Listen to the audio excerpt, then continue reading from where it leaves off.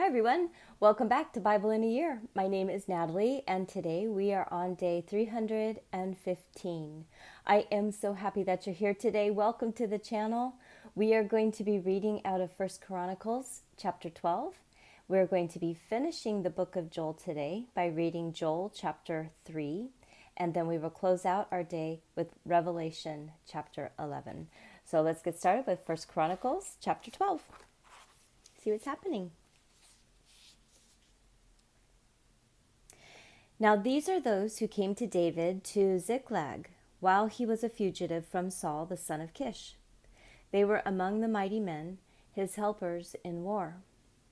They were armed with bows and could use both the right hand and the left in slinging stones and in shooting arrows from the bow. They were of Saul's relatives of the tribe of Benjamin.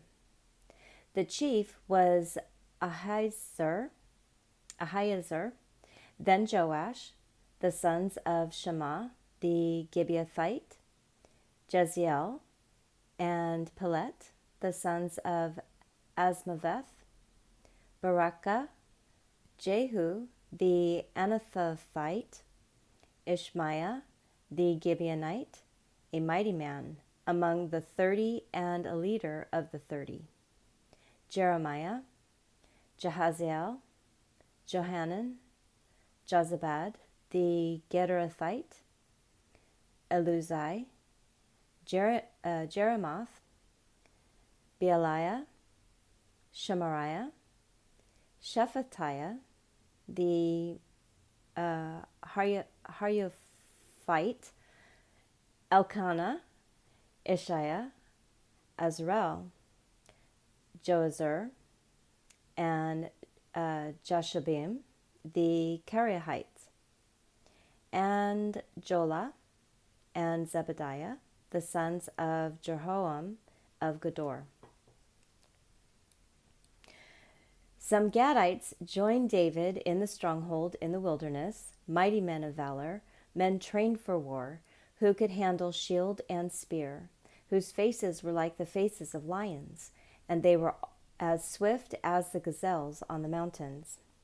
Ezer the chief, Obadiah the second, Eliab the third, Mishmana the fourth, Jeremiah the fifth, Attai the sixth, Eliel the seventh, Johanan the eighth, Elzabad the ninth, Jeremiah the 10th, and Machbanai the 11th. These of the sons of Gad were captains of the army. He who was least was equal to 100, and the greatest to 1,000. These are those who went over the Jordan in the first month, when it had overflowed all its banks, and they put to flight all who lived in the valleys, both toward the east and toward the west. Some of the children of Benjamin and Judah came to the stronghold to David. David went out to meet them and answered them, "If you have come peaceably to me to help me, my heart will be united with you. But if you have come to betray me to my adversaries, since there is no wrong in my hands, may the God of our fathers see this and rebuke it."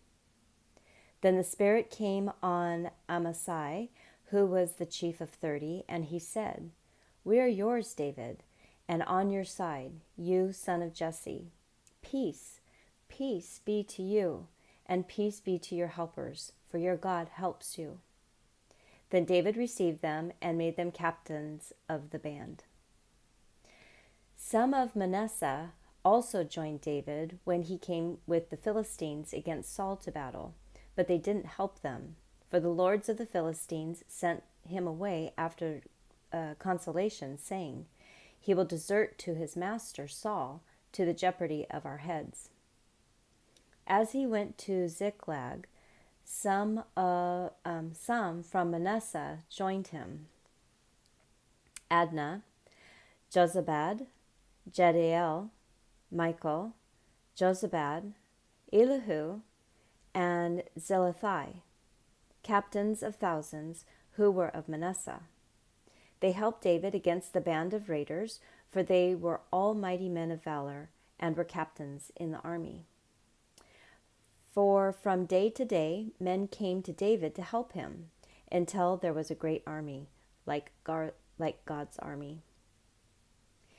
These are the numbers of the heads of those who were armed for war, who came to David to Hebron to turn the kingdom of Saul to him, according to Yahweh's word. The children of Judah who bore shield and spear were 6,800 armed for war. Of the children of Simeon, mighty men of valor for the war, 7,100. Of the children of Levi, 4,600. Jehoiada was the leader of the household of Aaron, and with him were 3,700. And Zadok, a young man mighty of valor, and of his father's house 22 captains. Of the children of Benjamin, Saul's relatives, 3,000, for until then the greatest part of them had kept their allegiance to Saul's house. Of the children of Ephraim, 20,800 mighty men of valor, famous men in their fathers' houses. Of the half-tribe of Manasseh, 18,000 who were mentioned by name to come and make David king. Of the children of Issachar, men who had understanding of the times to know what Israel ought to do, their heads were 200, and all their brothers were at their command. Of Zebulun, such as were able to go out in the army, who could set the battle in array with all kinds of instruments of war, 50,000, who could command and were not of double heart. Of Naphtali, 1,000 captains, and with them with shield and spear 37,000. Of the Danites, who could set the battle in array, 28,600. Of Asher, such as were able to go out into the army, who could set up battle in array, 40,000. On the other side of the Jordan, of the Reubenites, the Gadites, and the half-tribe of Manasseh, with all kinds of instruments of war for the battle, 120,000. All these were men of war who could order the battle array, and come with a perfect heart to Hebron to make David king over Israel. And all the rest also of Israel were of one heart to make David king. They were there with David 3 days, eating and drinking, for their brothers had supplied provisions for them. Moreover, those who were near to them, as far as Issachar, Zebulun, and Naphtali, brought bread on donkeys and camels, on mules and on oxen, supplies of flour, cakes of figs, clusters of raisins, wine, oil, cattle, and sheep in abundance, for there was joy in Israel.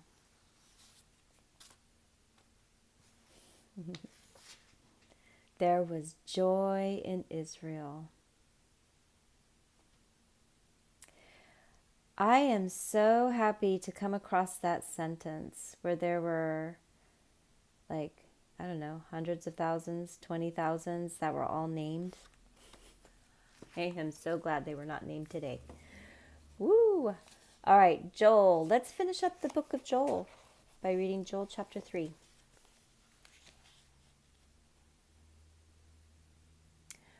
For behold, in those days and in that time, when I restore the fortunes of Judah and Jerusalem, I will gather all nations and will bring them down into the valley of Jehoshaphat, and I will execute judgment on them there for my people and for my heritage, Israel, whom they have scattered among the nations. They have divided my land and have cast lots for my people, and have given a boy for a prostitute and sold a girl for wine, that they may drink. Yes, and what are you to me, Tyre and Sidon, and all the regions of Philistia? Will you repay me? And if you repay me, I will swiftly and speedily return your repayment on your own head, because you have taken my silver and my gold, and have carried my finest treasures into your temples, and have sold the children of Judah and the children of Jerusalem to the sons of the Greeks, that you may remove them far from their border. Behold, I will stir them up out of the place where you have sold them, and will return your repayment on your own head. And I will sell your sons and your daughters into the hands of the children of Judah, and they will sell them to the men of Sheba, to a faraway nation, for Yahweh has spoken it. Proclaim this among the nations. Prepare for war. Stir up the mighty men. Let all the warriors draw near. Let them come up. Beat your plowshares into swords, and your pruning hooks into spears.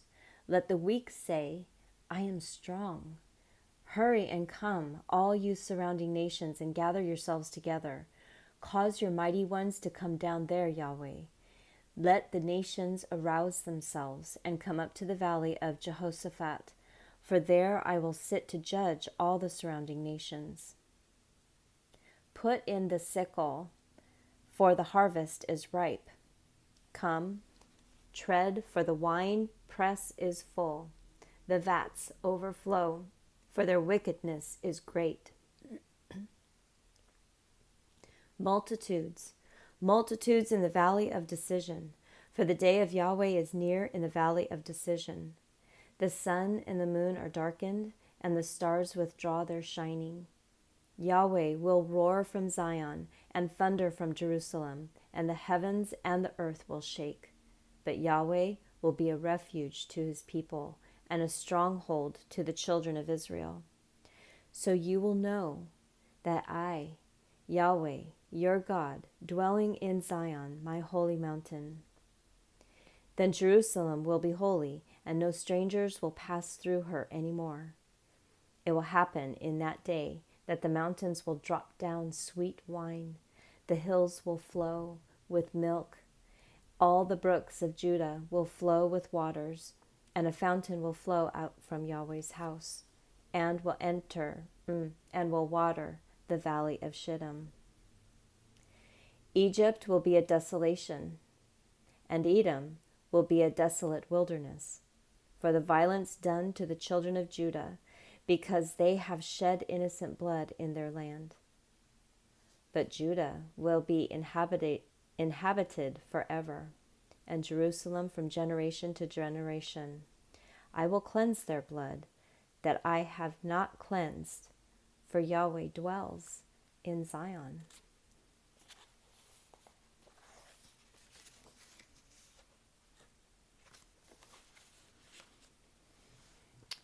All right, let's close out the day with Revelation chapter 11. A reed like a rod was given to me. Someone said, Rise and measure God's temple and the altar and those who worship it. Leave out the court, which is outside of the temple, and don't measure it, for it has been given to the nations. They will tread the holy city underfoot for 42 months. I will give power to my 2 witnesses, and they will prophesy 1,260 days, clothed in sackcloth. These are the 2 olive trees and the 2 lampstands standing before the Lord of the earth. If anyone desires to harm them, fire proceeds out of their mouth and devours their enemies. If anyone desires to harm them, he must be killed in this way. These have the power to shut up the sky, that it may not rain during the days of their prophecy. They have power over the waters, to turn them into blood, and to strike the earth with every plague, as often as they desire. When they have finished their testimony, the beast that comes up out of the abyss will make war with them, and overcome them, and kill them. Their dead bodies will be in the street of the great city, which spiritually is called Sodom and Egypt, where also their Lord was crucified. From among the peoples, tribes, languages, and nations, people will look at their dead bodies for 3.5 days and will not allow their dead bodies to be laid in a tomb. Those who dwell on the earth will rejoice over them, and they will be glad. They will give gifts to one another, because these two prophets tormented those who dwell on the earth. After the 3.5 days, the breath of life from God entered into them, and they stood on their feet. Great fear fell on those who saw them. I heard a loud voice from heaven saying to them, "Come up here." They went up into heaven in a cloud, and their armies and their enemies saw them. In that day there was a great earthquake, and 1/10 of the city fell. 7,000 people were killed in the earthquake, and the rest were terrified and gave glory to the God of heaven. The second woe is past. Behold, the third woe comes quickly. The 7th angel sounded, and great voices in heaven followed, saying, "The kingdom of the world has become the kingdom of our Lord and of his Christ. He will reign forever and ever." The 24 elders who sit on their thrones before God's throne fell on their faces and worshipped God, saying, "We give you thanks, Lord God, the Almighty, the one who is and who was, because you have taken your great power and reigned. The nations were angry, and your wrath came, as did the time for the dead to be judged, and to give your bondservants, the prophets, their reward, as well as to the saints and those who fear your name, to the small and the great, and to destroy those who destroy the earth." God's temple that is in heaven was opened, and the ark of the Lord's covenant was seen in his temple. Lightnings, sounds, thunders, an earthquake, and a great hail followed. Oh my goodness, guys, this is something that we have never witnessed. What do you think? Do you think we're going to witness all this in our lifetime? Will it be the little ones' lifetime? Or maybe their grandkids' lifetime? It will happen. Let's just be ready. Let's stay in communication with God. Let's keep that relationship fluid, even on the days where we feel a little bit in a fog. Or even busy. We do have requirements that have to be taken care of here on earth. Don't let that relationship fall to the wayside for days and weeks and months and years. Stay in communication with him, because we just don't know when it's going to happen, but it will. So God willing, please come on back tomorrow, which will be day 316. Have a great day, and I will see you tomorrow. Bye.